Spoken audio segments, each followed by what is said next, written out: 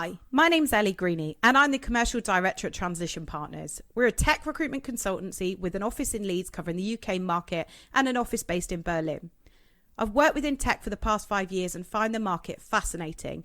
I'm really passionate about helping women not only get in tech, but really advance their career with an exciting industry that can provide endless opportunities. I love networking and finding out about other people's stories. I decided to set up the Journey of a Woman in Tech to share knowledge, wisdom, and hopefully have a laugh along the way. Feel free to get in touch on LinkedIn to see how you can get involved. I hope you enjoy the podcast.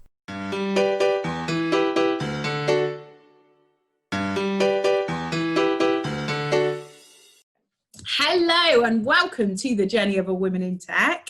I am so happy to have my good friend Deb Hetherington, who is the Head of Innovation at Platform Tech Hub, on the show today. So if there's any busy ladies out there, this lady is intensely busy. So she's got her full-time role as Head of Innovation, but also she's co-founder of Women in Leeds Digital. She's a board member at Leeds Tech. She's on the steering committee for both Leeds Digital Festival and Leeds Bid. So if there's anything going on in Yorkshire, this lady knows about it and she's probably involved in it in some way. So thanks so much for coming on the show, Deb. Absolute pleasure. Thank you for asking me. So lovely to have you here. How have you been? Good, yeah. Ups and downs, as I'm sure everybody's had during this time, but largely positive.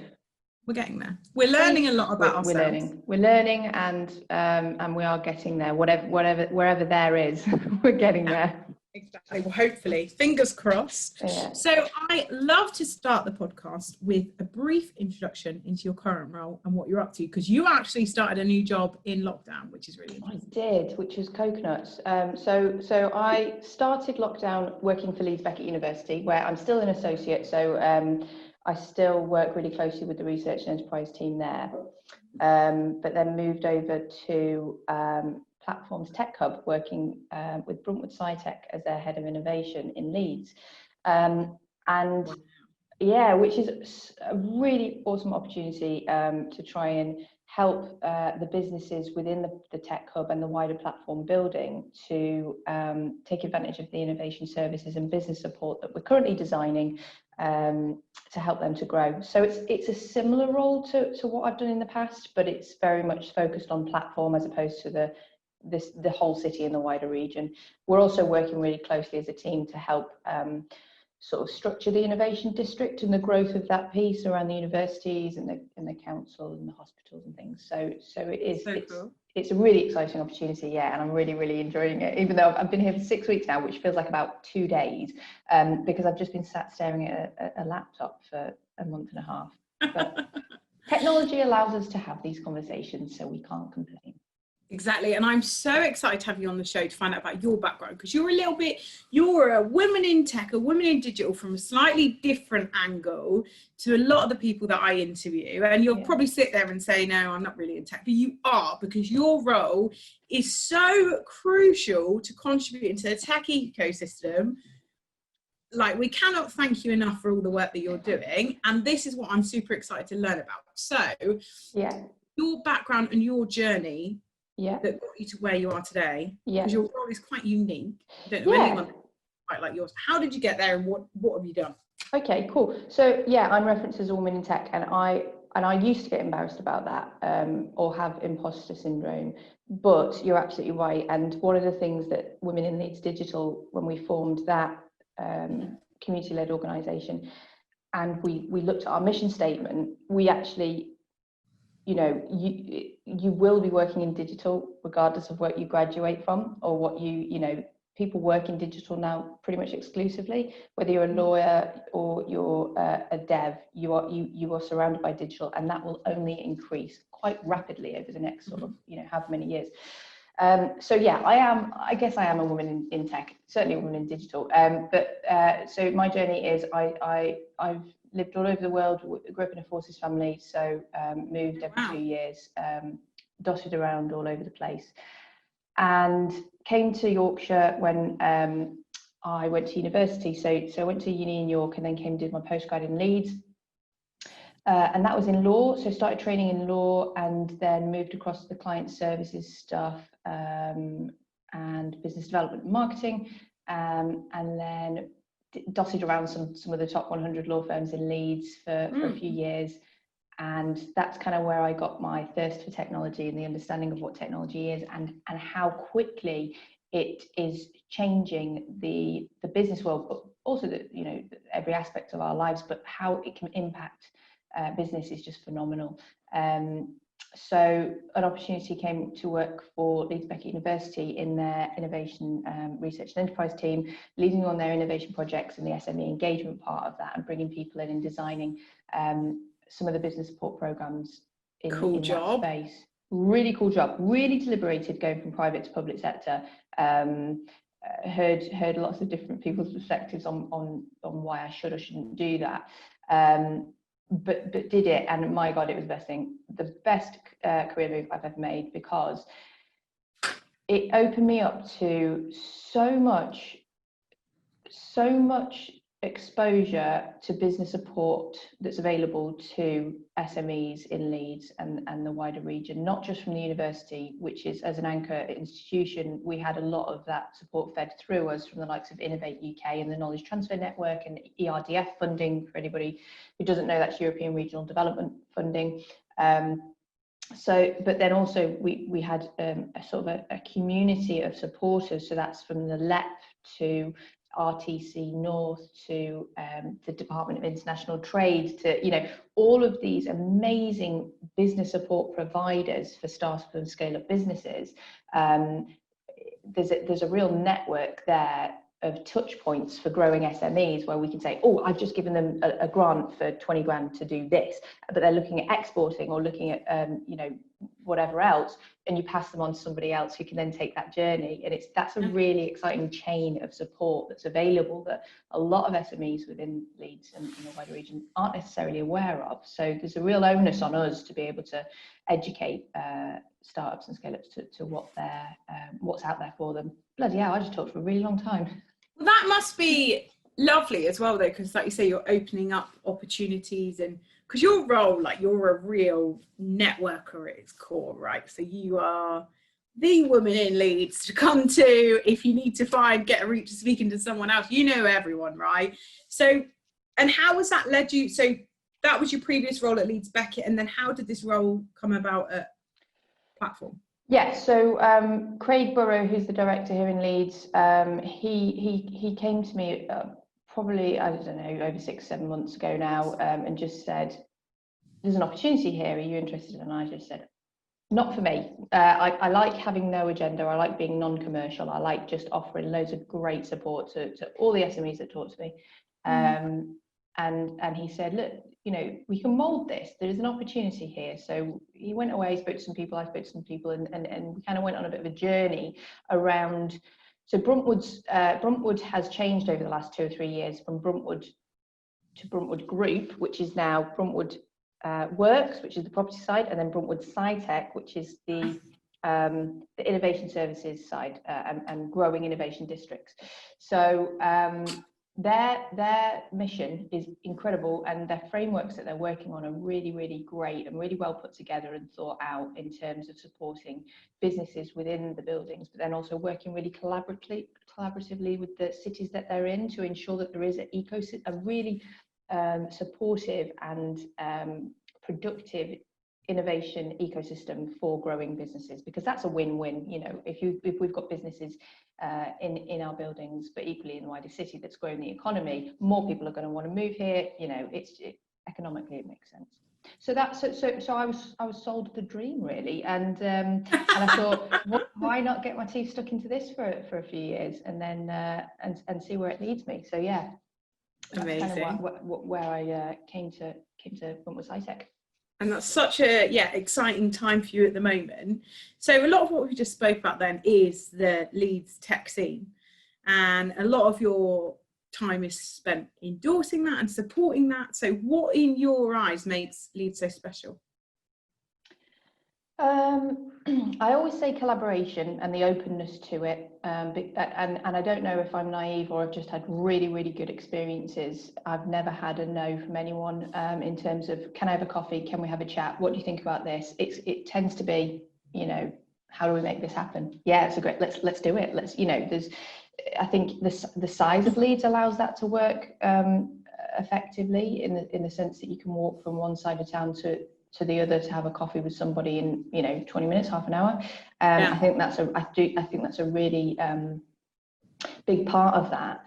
And I would say the collaboration of, I think the public sector and private sector working together really well is a big part to play in that. I think we're led by a council who get it. You know, they've brought into the MIT WiT, which is a cohort of people who come over and sort of work with the ecosystem, and I think they did that last year, I think it was, and they worked with the likes of Nexus and the council, and they brought together the ecosystem and said, look, this is how we accelerate regional growth with our startup and scale up companies.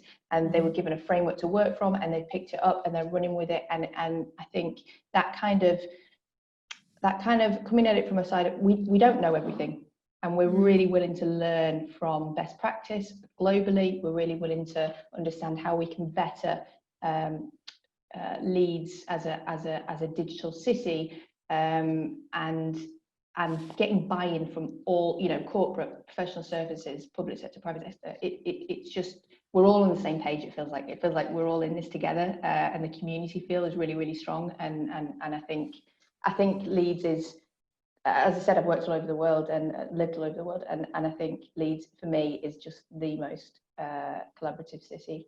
But I'm really excited to learn more about that, I guess, from you as well, because my client list is more, my network is more your bigger corporates really that I work with, but I definitely are interested. We've got an office over in Berlin as well, so we do a lot up in the startup scene over there. It's so interesting. Berlin's exciting, yeah.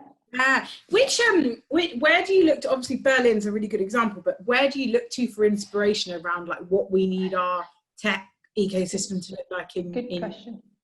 Who do you look really good question. It's tricky because a lot of people say London, but London's lots of different cities, I guess, and they have different specialisms. So Shoreditch is a great example, predominantly for the fintech scene, and that's really exciting.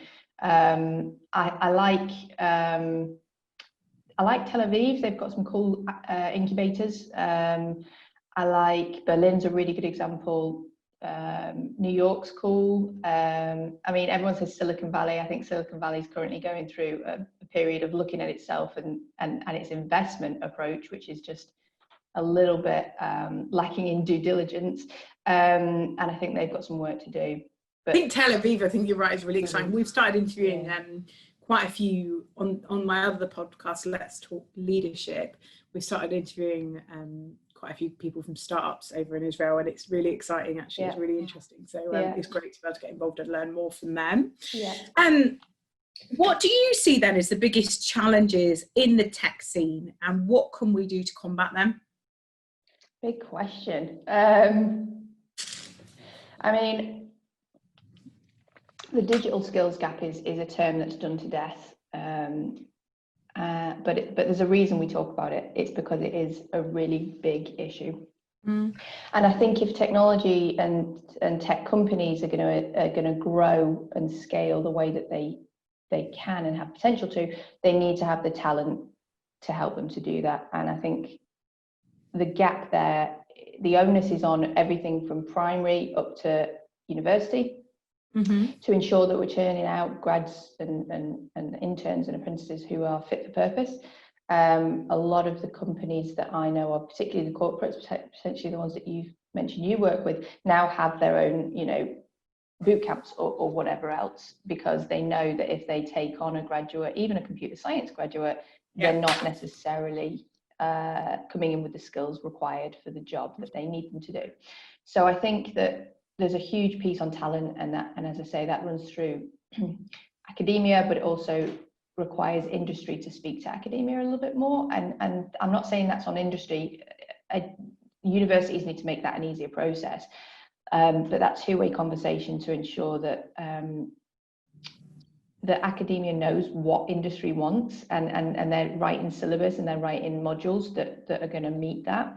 So I feel like that's really starting to happen quite well in Yorkshire, though. Like, I think there's a real collaboration, isn't there? There is. Yeah. And I think, I think so important. Sorry, go on. It's so important. So it I is think, important. Yeah, Leeds Trinity did a really good piece 2 or 3 years ago where they brought they brought industry in to actually advise on their syllabus, and it helped them to actually create it. And I thought that was a really strong message to say, well, actually, this is just the most common sense thing that you can do, and it's actually not that hard. And I think that set a bit of a precedent. So yeah, there's a lot of exciting activity in that place. Another issue for me is what's going to happen with Brexit, and you know, what impression have we got out there in the big wide world now? You know, a lot of the tech talent isn't here. It's not homegrown necessarily, but do people want to come and work in England now or in the UK? I don't know if they do. It'd be interesting to see the we don't, I think from a obviously recruitment perspective, we don't make it the easiest process.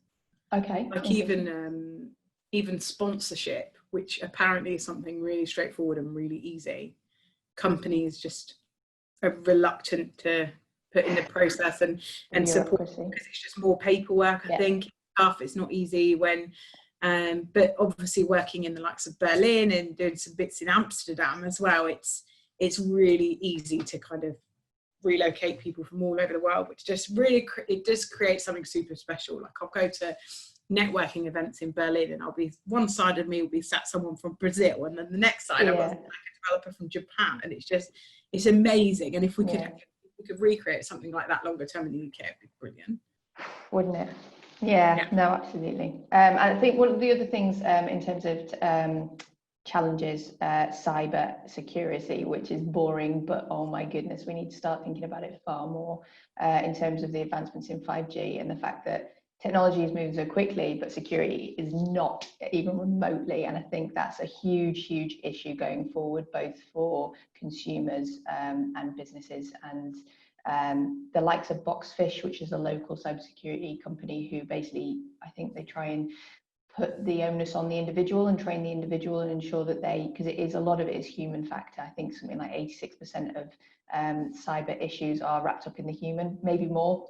So I think we need to educate ourselves a little bit more around security as well, and not just get excited about all this new cool AI stuff. It is cool, but we need to be careful with it.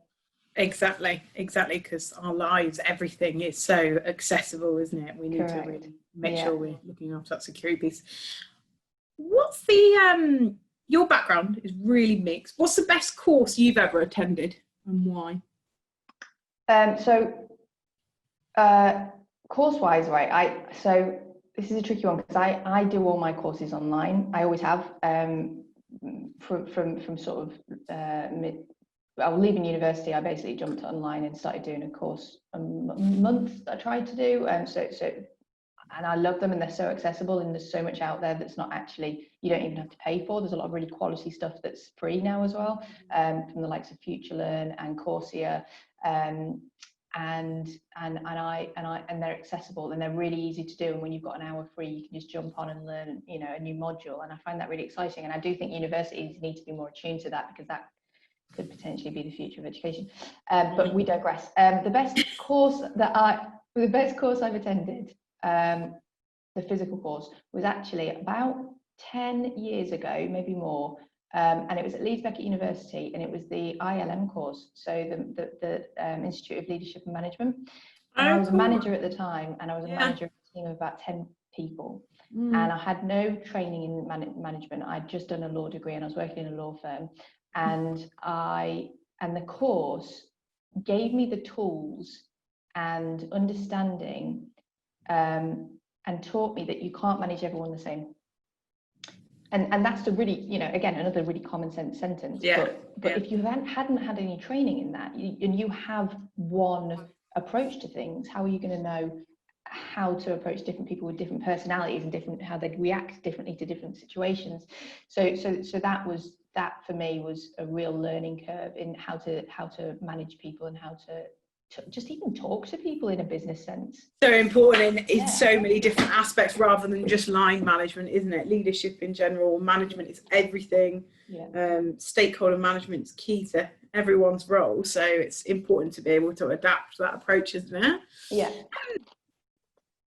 I know this is something that you definitely focus a lot on, women in Leeds Digital, and I'm sure you do as part of the Leeds Digital Festival and the other steering committee roles that you're part of. But what, as individuals, what can we do to support the next generation of technology? As individuals, I think, absolutely, the Women in Leeds Digital stuff, we like to use role models, really positive role models within the digital and tech scene to encourage more diverse groups into digital roles. And I think that's really, really important. And even though we are improving on that, the data still isn't necessarily there to support any true improvement. So I think we've teetered around 17% representation of females in digital roles for over 10 years now, and it's just not good enough. So we need to, I think what we need to do is show, so what I want to do is show that tech's actually quite cool, and it's not, devs sat in a dark room just not talking to each other and just, coding away. There are so many elements to tech, and I think we need to be projecting that around digital marketing, content, project management, UX designers, cybersecurity, which, it's not the sexiest thing in the world, but I know people like Leon Potter, who's NHS digital cybersecurity link, and she's fantastic and she loves her job. And if I saw her up talking about cybersecurity, I'd be like, this is cool, I want to do this. She makes it cool. So for me, it's visibility of people within those roles. I do think it comes back to the education piece, and I think that I think personally every single course that you do should have an element of technology, or at least if I went to university to do a geography degree, I would expect some element of technology to be woven into that, because if you come out into a technical world and you haven't even got the basics, it's just crazy, isn't it? So I think there's a lot to be done around that space. I love, as well, as part of Women in Leeds Digital, obviously we've run events, supported you guys in the past, really passionate about what you guys are up to. But I love that as Women in Leeds Digital, we're not just talking about women in Leeds Digital, we are talking about diversity at its core, whether that be race, socioeconomic, like there's so many different areas. 100%. Love. Can you talk more about that? So yes, so one thing that I'm really mindful of, and it doesn't even enter my head, but I do think actually some people probably think this, we are not in any way, I've had men email me saying, can I come to your events? And I just think, I can't believe you've asked that question, but then I can, because obviously our message isn't clear. Well, it's the same as this podcast, like the title, you think, women in tech, and there's this whole jumping on the bandwagon that it's just like women, and it's not. We're on about diversity in general. We're on about diversity in general, but we're on about improving the digital world and the digital working world to be fully representative of society. And in order to do that, the conversation has to be had by everybody. It needs to be had by, it certainly needs to be had by people, of privilege, white middle-class men, women, and bringing into the conversation absolutely the full representation of society, to ensure that there's, over time, it won't happen overnight, but we need a level playing field. We need to have opportunities for all, and that's another thing that Leeds is brilliant at, and the council, in terms of, it's not a growth strategy, it's an inclusive growth strategy. And for me, that just speaks volumes in terms of their plans and their long-term goals for that growth. That's so great, and it's amazing for you to be a part of that as well. So thanks for all the work that and time you're putting into that. So you are a professional networker. And for a lot of people, if there's an event going on, you're there. But for a lot of people, it's very daunting. There's a lot, it's very daunting for a lot of people. What would actually, I'm sure when I met you, you were like, said something, I met you in an event, I'm sure you said that you don't really like these kind of things anyway. Hate them. But what would your top tip be for someone that wants to get involved in the tech community, but they're nervous about it? So that was me back in the day, and I absolutely hated it, and it was such a big part of my job, and it caused me quite a bit of anxiety. But I'm very much a fake it till you make it kind of gal. So I would have 5. I would turn up, right, okay, so the biggest tip someone ever gave me, and I actually went on a networking course. It was put on by the law firm I worked on, and it was actually I worked with, and it was really good. And the one tip I took away from that, which I completely flipped me 180, was turn up early. Don't think you can sneak in 10, 15, 20 minutes late when it's already kicked off and start a conversation, because everyone will already be in their groups. So if you get there early and you're the first or second there is only an option to speak to the first person that comes in, or the second. So great idea. Early, and you are in control. You control that situation. And for me, that was a really, really good tip, because I was always the person who tried to sneak in. But you sneak in, and everyone's already full on talking to each other. So. And then it's like even pointless being there, because you're sat in the corner. You feel like shit because you feel like you're the outcast. No one wants to spend time with you. You feel like that kid in school, don't you, sat on their own. Yeah, exactly. So there's that, and then I also actually this is quite embarrassing. I prepped 5 questions, so I would never be stuck, and I wrote them on the back of my top business card, and they were basically just prompts, so that if what are your 5 questions? Oh gosh, I can't even remember. There was something stupid like, how did you get here? Like, one of the was don't talk business. Don't try and connect on a business level at a networking event. It just is so ingenuine. It's not for me, and this has always been the case quite naturally, I just want to get to know someone anyway. I'm not too fussed. If there's a connection there, brilliant. I can generally find one anyway. But for me, it's getting to know a person, because, oh my gosh, the biggest cliche in the world, people do business with people, but it's absolutely true. So the 5 questions are, stupid. How did you get here? Have you come far? Any holidays coming up? Like, just hairdresser chat. And then towards the end, maybe, what do you do? Where do you work? But I wouldn't go in with that. So it's interesting though, isn't it, at that point? And obviously there are a lot of, from a business development perspective, it's a huge aspect of tech that we don't actually usually cover, but it's so important. And I think there's some good points there, because I think a lot of the time you might, I need to make some connections, or I need to do some business, so I'll go to this networking event, and you never end up making business there and then. It might be something that you meet someone, and later down the line you build a relationship. It takes time. I find you always make relationships and have the strangest conversations in the weirdest place. So every time I'm on the train, I'm always sat near someone who works in tech, and I always get talking to them. I even made a really great connection once. I won't mention his name because maybe he'll be in trouble, but on my speed awareness course. You did the right thing not saying his name there. No, it's weird, isn't it? Like, you make relationships in the strangest of places, and networking events usually take a little bit longer, but I think that's a really great point, because I would always think, turn up late, but actually turn up early, and then they've got no choice but to talk to you. Exactly. And by the time they arrive, you look like your best friend. Everyone else arrives, you look like your best friends with them. You own it. Exactly. I would also say just don't feel like you need to go to everything. So when I advise businesses, particularly when I worked at the university, and there was nerves there around networking, but they had to network. You have to network if you're going to sell your product. Again, don't sell, but be picky. So choose, even if you don't network at all right now, just pick one a month. Don't give yourself that anxiety every week. Go to one a month. It's more than you're doing now, but make it selective and make sure it's sector specific if that's an option, certainly geographically, and start there. And if you've ended up going to 12 networking events a year and you had 0 before that, then you've made progress. And try and track it a little bit as well in terms of your return on investment, and see what leads do come from it. want to make it well worth your time, don't you? Exactly. I was going to actually ask you something about that. Go on. Because you've got your job and then you've got all these like I thought there was like 4 or 5 things, but then you've also just mentioned like you're still very connected to the university. Yeah. How the hell do you manage this? It all just ties together. It really does. It's one job. And it all just links in.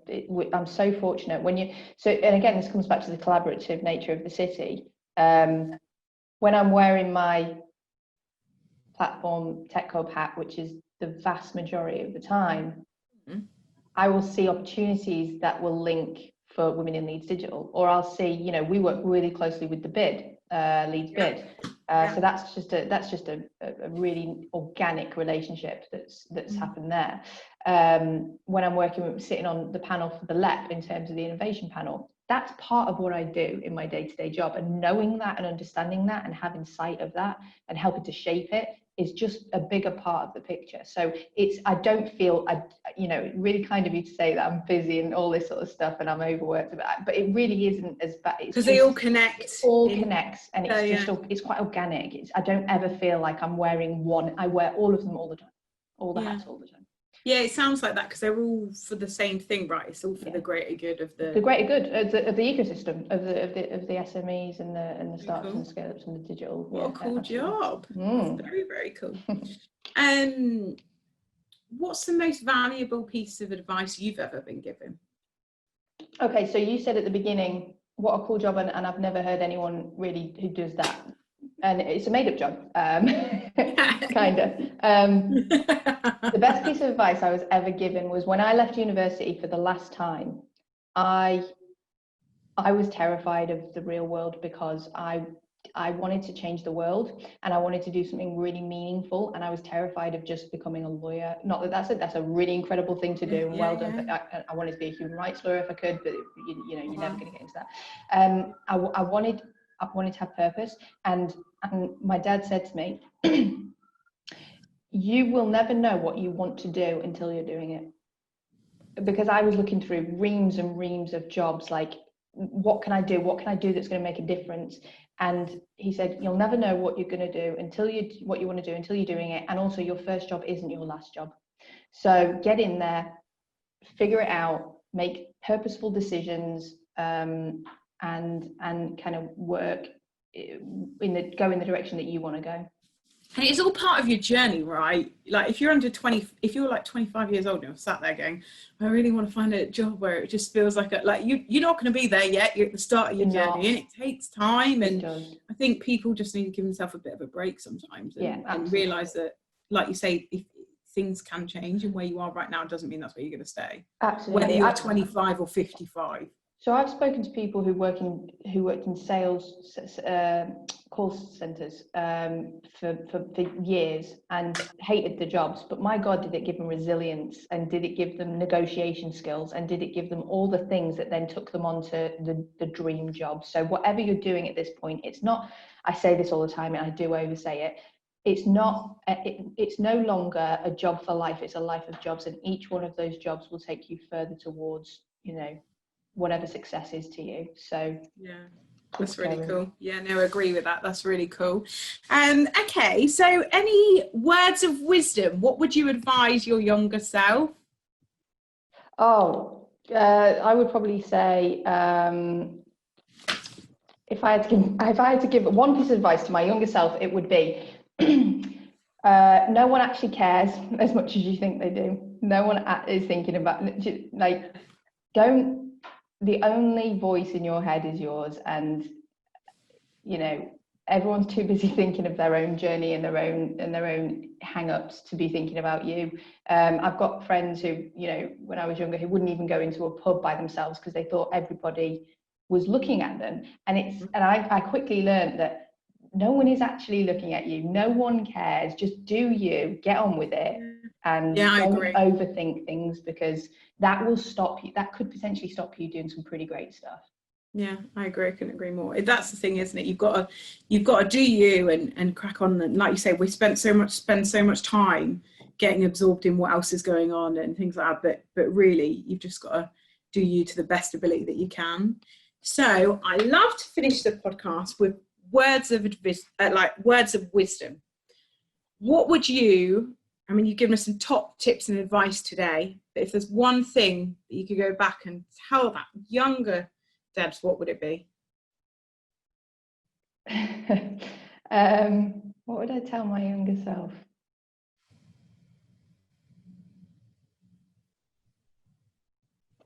Do you know what? I don't think I'd change a right lot.